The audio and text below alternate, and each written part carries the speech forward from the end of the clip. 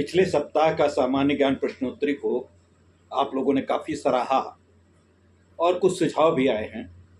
उन सुझावों पे अमल करते हुए बहुत से लोगों ने बताया टेलीफोन करके कि आपके सामान्य ज्ञान प्रश्नोत्तरी में प्रश्नों की संख्या कुछ ज़्यादा है, 25 तक थे, तो उसको उन्होंने सीमित करने का कहा कि लगभग 10-10 के पूछे जाए। तो आज हम 10-11 प्रश्न पूछ रहे हैं। जी हाँ, मैं विष्णुकांत मिश्र दिव्यांगम यूट्यूब चैनल से, जो कि आपका अपना यूट्यूब चैनल है, उससे मैं आपका अभिनंदन करता हूँ, नमस्कार करता हूँ। मित्रों, एक बात है, मैं उपयोगी सूचनाएं आप लोगों के लिए लाता हूँ। ये आपका यूट्यूब चैनल है दिव्यांगम, और दिव्यांगम न केवल ये दिव्यांगों का ही है, बल्कि ये सभी सामान्य जनों का भी है। सामान्य जन जो सामान्य ज्ञान से अभिरुचि है जिनकी, और जो ऐसे युवा जो बेरोजगार हैं और तैयारी कर रहे हैं प्रतियोगिताओं की, उनके लिए है। दिव्यांगों के लिए भी है। दिव्यांग लोग कहीं पढ़ने ज़्यादा नहीं जा सकते, उनके लिए ये तो बहुत ही उपयुक्त है मंच। तो इस मंच को हम बड़ी मेहनत से सजाते हैं, संवारते हैं, और आप लोगों के लिए बड़ा रिसर्च करके, शोध करके ये कार्यक्रम लाते हैं। तो आप कार्यक्रम जब लाते हैं तो आपका भी ये दायित्व बनता है कि इस दायित्व को निर्वहन करें। और दायित्व के निर्वहन करना कैसे करें, इसको देखें ही नहीं, बल्कि लोगों को जो इसके देखने के इच्छुक व्यक्ति हैं, इच्छुक मतलब क्या, जिनको प्रतियोगिताओं की तैयारी कर रहे हैं, जो युवा हैं, और जो बच्चे आपके स्कूल में पढ़ने जा रहे हैं कक्षा 8 से, मतलब इस 6 से लेकर के ऊपर के सारे बच्चों को ये दिखाया जा सकता है जिनको। और इस समय तो मैं चूँकि 15 अगस्त समीप है, अगस्त का बड़ा महत्वपूर्ण महीना होता है, इसलिए अगस्त महीने में हम स्वतंत्रता से संबंधित ही प्रश्न अपना केंद्र बिंदु बनाए हुए हैं, और उसी से संबंधित पूरी तैयारी करवा रहे हैं। बीच बीच में ये नहीं कि विज्ञान के प्रश्न पूछने लगे, इतिहास के प्रश्न पूछने लगे। जो इस समय स्वतंत्रता के इतिहास से संबंधित, स्वतंत्रता संग्राम से संबंधित प्रश्न हैं, उन्हीं का उत्तर हम चाहते हैं और वही प्रश्न आपसे पूछ रहे हैं। तो आज मित्रों हम केवल 10 प्रश्न लेकर के आ रहे हैं। शायद एक और प्रश्न हो जाए जो कि पिछला है, 11-12 प्रश्न है, तो उसमें आपको उत्तर, उसमें 4 विकल्प दिए हुए हैं। एक विकल्प पे आपको अपने स्तर से उसका चयन करना है, उस पर टिक मारना है, और टिक जब वो मारेंगे तो आपको उसका उत्तर आपको मिल जाएगा, और उत्तर मिलने से आपको मतलब इसका फ़ायदा भी मिलेगा, आप इसको याद कर सकते हैं। तो शुरुआत हम करते हैं। सबसे पहले हमसे प्रश्न कर रहे हैं। अच्छा, हम प्रश्न जब करेंगे तो उस प्रश्नों के उत्तर आपको देना है, लेकिन उन प्रश्नों के उत्तर देने से पहले आपको इस बात को प्रयास जरूर करना है कि हम उत्तर दे लें। हम उसके बाद लगभग 1-2 मिनट के बाद आपको उत्तर दिखाई पड़ जाएगा। 1 मिनट के अंदर ही दिखाई पड़ जाएगा। थोड़ा सा आगे स्क्रॉल करेंगे तो आगे दिखाई पड़ेगा। थोड़ा सा मतलब मैं बात करता जाऊंगा, उसी क्रम में ही आपको उत्तर दिखाई पड़ जाएगा। तो सबसे पहले आपका आज का प्रश्न है, जलियांवाला बाग कांड के जिम्मेदार जनरल डायर को किसने मारा था? अब इसके 4 उत्तर हो सकते हैं। 4 उत्तरों में कौन कौन है? चंद्रशेखर आजाद, और ऊधम सिंह, और मंगल पांडे, भगत सिंह। ये चारों क्रांतिकारी हैं। चारों क्रांतिकारी में आपको ये बताना है जनरल डायर को किसने मारा। आप बता सकते हैं, थोड़ा सा दिमाग पे जोर डालिए, बड़ा प्रचलित नाम है। और वो शांतिपूर्वक नहीं बैठते थे, वो हमेशा कुछ न कुछ चौकड़ी उधम किया करते थे, इसलिए उनका नाम ऊधम सिंह पड़ गया था। तो हम निश्चित रूप से आपको उत्तर मिल गया। जो डायर, जनरल डायर बड़ा क्रूर प्रशासक था, उसको किसने मारा था? उसको मारा था ऊधम सिंह जी। फिर अगला प्रश्न आता है, सारे जहां से अच्छा हिंदुस्तान हमारा। बहुत, आप इस समय तो बड़ी तैयारी स्कूलों में हो रही होगी इसको गाने की, समूह गान में ये ज़्यादातर गाया जाता है। तो इसकी सारे जहां से अच्छा हिंदुस्तान हमारा, तो है ही है, सारे जहां से अच्छा हिंदुस्तान हमारा। इसको किसने लिखा था? इसको लिखा था मुंशी प्रेमचंद जी ने। इसको लिखा था किसने? मंगल पांडे ने। इसको किसने लिखा था? इसको किसने लिखा था? मोहम्मद इकबाल ने, रविन्द्रनाथ टैगोर ने। अब इसमें से कोई एक नाम चयन करना है। इसका क्या है? मोहम्मद इकबाल ने इसको लिखा, मोहम्मद इकबाल ने। अगला प्रश्न आता है, भारतीय राष्ट्रीय कांग्रेस के संस्थापक कौन थे? भारतीय राष्ट्रीय कांग्रेस के संस्थापक कौन थे? वो बहुत ज़्यादा प्रश्न पूछा जाता है और इसको पूछने के लिए 4 नाम हम बता रहे हैं। इसमें से कौन? महात्मा गांधी और जवाहरलाल नेहरू, मोतीलाल नेहरू या फिर ए.ओ. ह्यूम। ए.ओ. ह्यूम। अब बताइए, इन 4 में हमने संकेत तो कर दिया, लेकिन आप अगर दृष्टि दोहरा पाएं, सभी नाम हैं। महात्मा गांधी जी का तो नाम बहुत ज़्यादा है। जवाहरलाल नेहरू जी हमारे प्रथम प्रधानमंत्री थे और मोतीलाल नेहरू जी उनके पिताजी थे, पुराने थे। तो उसके बाद ए.ओ. ह्यूम आता है। तो भारतीय राष्ट्रीय कांग्रेस के संस्थापक सदस्य थे ए.ओ. ह्यूम। ये विदेशी थे, लेकिन ए.ओ. ह्यूम ने ही भारतीय राष्ट्रीय कांग्रेस की स्थापना की थी। अगला प्रश्न है, गदर पार्टी के संस्थापक अध्यक्ष कौन थे? गदर पार्टी का नाम सुना होगा। गदर पार्टी के संस्थापक अध्यक्ष कौन थे? Number 1 Sohanlal Bhakna, number 3 Lala Lajpat Rai, number 3 Kartar Singh, number 4 Bhagat Singh. अभी गदर पार्टी में ये चारों का सम्मिलित रहा है नाम, लेकिन इसमें इसकी स्थापना किसने थी? इसकी किसने स्थापना की थी? सोहन सिंह भाखना ने। तो सोहन सिंह भाखना जी ने इसकी स्थापना गदर पार्टी की थी। ये आप ध्यान रखिए। अगला है अशोक चक्र। आप देखिए, तिरंगे में बीच में अशोक चक्र होता है।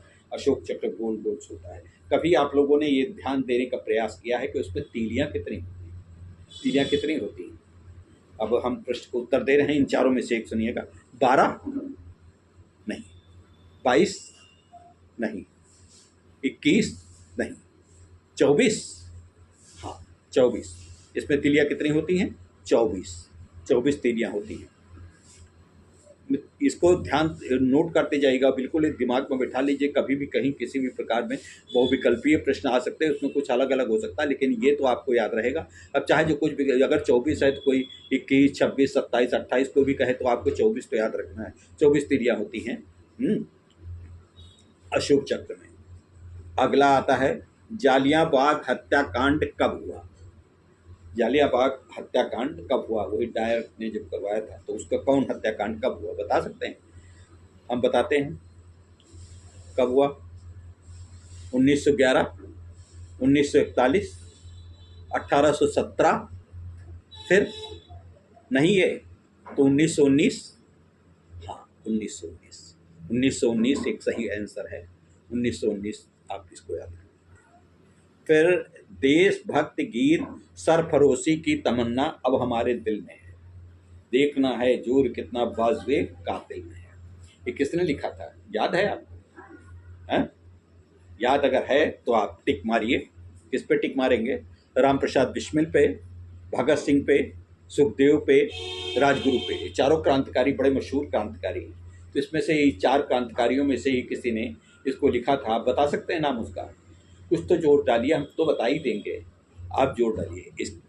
इसको किसने लिखा था? राम प्रसाद बिस्मिल ने लिखा।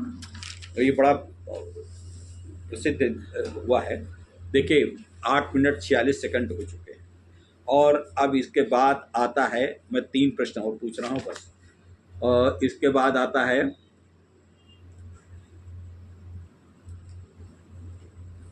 ईस्ट इंडिया कंपनी ने भारत में किस शहर में सबसे पहले किस शहर में अपनी स्थापना की? बता सकते हैं किस शहर में? भारत के किस शहर में? गोवा में, बम्बई में, कलकत्ता या फिर सूरत में? गोवा, बम्बई, कलकत्ता या फिर सूरत। तो कहाँ पे किया? सूरत में सबसे पहले स्थापना की थी, सूरत में।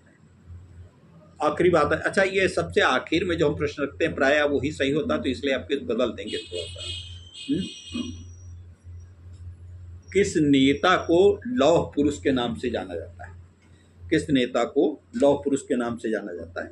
बड़ा विख्यात नाम है लौह पुरुष, आप भी जानते होंगे, आजकल उनका बड़ा नाम चल रहा है। लेकिन 4 विकल्प देते हैं, उसमें से एक सही है, महात्मा गांधी, राष्ट्रपिता महात्मा गांधी। दूसरा, जवाहरलाल नेहरू, प्रथम प्रधानमंत्री। तीसरा तीसरा कौन? पटेल, सरदार वल्लभ भाई पटेल या फिर लाला लाजपत राय। अब इसमें से कोई एक चुनना है। लौह पुरुष किसको कहा जाता था? लौह पुरुष कहा जाता था सरदार वल्लभ भाई पटेल को। उन्होंने सारे, आप पिछले अंक में आपने देखा है कि तरह क्या क्या काम किया, राज्यों को मिलाया, ये पिछले अंक में सब पूछा जा चुका है। और अब अंतिम प्रश्न है, महात्मा गांधी किस वर्ष दक्षिण अफ्रीका से भारत लौटे? महात्मा गांधी किस वर्ष दक्षिण अफ्रीका से भारत लौटे? बता सकते हैं? बताना चाहिए, याद रखना चाहिए, आपको जानना चाहिए कौन कौन, क्योंकि ये स्वतंत्रता दिवस के अवसर पे 15 अगस्त आ रही है, उसी क्रम में स्वतंत्रता से संबंधित प्रश्न पूछे जा रहे हैं।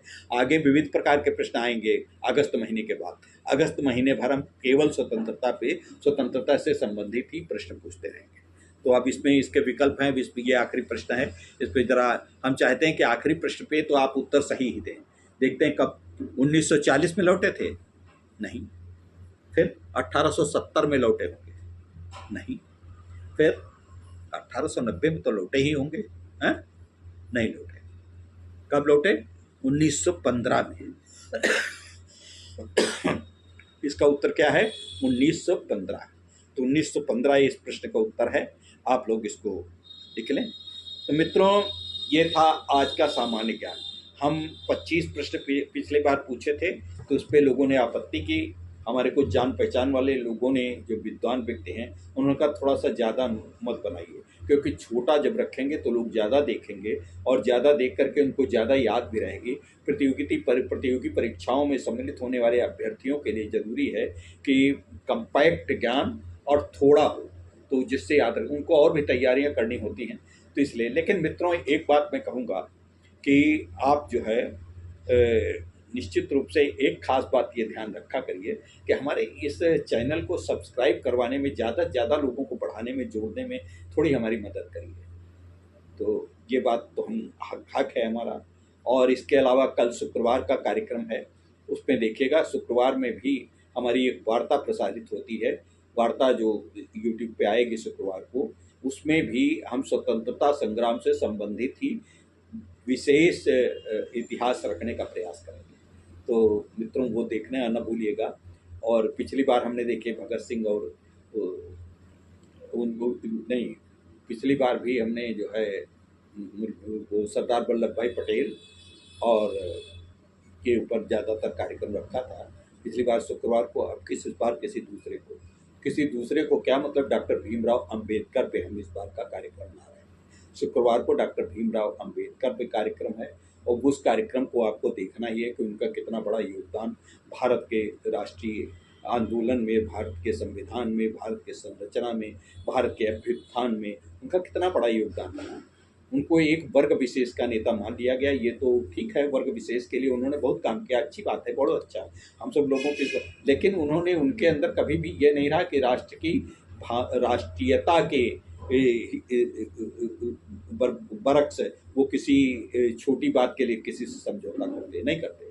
तो अंबेडकर के ऊपर कल का कार्यक्रम होगा, आप जरूर देखिएगा मित्रों। बस आज यहीं तक, कल के फिर मिलते हैं सवेरे 6:30 बजे। तब तक देखना, अच्छा सब्सक्राइब जरूर करिएगा और कमेंट करा करिए। जब हम कुछ बोलते हैं, इतना लिखते हैं, इतना बोलते हैं, तैयारी करते हैं आपके लिए, तो आपका भी फर्ज बनता है तो कि कम से कम एक छोटा सा कमेंट करके हमें बताएं। और अगर आप क्या चाहते हैं और ज़्यादा कुछ चाहते हैं तो बताएं, तो उस पर भी हम प्रयास करेंगे। आगे से अगस्त के बाद सितंबर वगैरह में वो आगे से हम विशेषज्ञों को भी इस पे लाने का प्रयास करेंगे। एक एक दिन अलग अलग विशेषज्ञ आएंगे, आपको गाइडेंस देंगे कैसे आप अपनी तैयारी करें, कैसे किस परीक्षा में आप शामिल हो सकते हैं, कैसे आयु वर्ग के लिए किस प्रकार के, इस तरीके का हम प्रयास कर रहे हैं। अब कितना हम सफल हो पाते हैं, कितना नहीं, हमें तब निराशा होती है जब आप लोग कोई बात का इसमें व्यक्त ही नहीं करते। तो हमको लगता है कि ये जंगल में मोह नाचा किसने देखा, वो तो हम बोला करते हैं, लिखा करते हैं, बना दिया, अपना ख़त्म कर दिया और यूट्यूब चालू हो गया।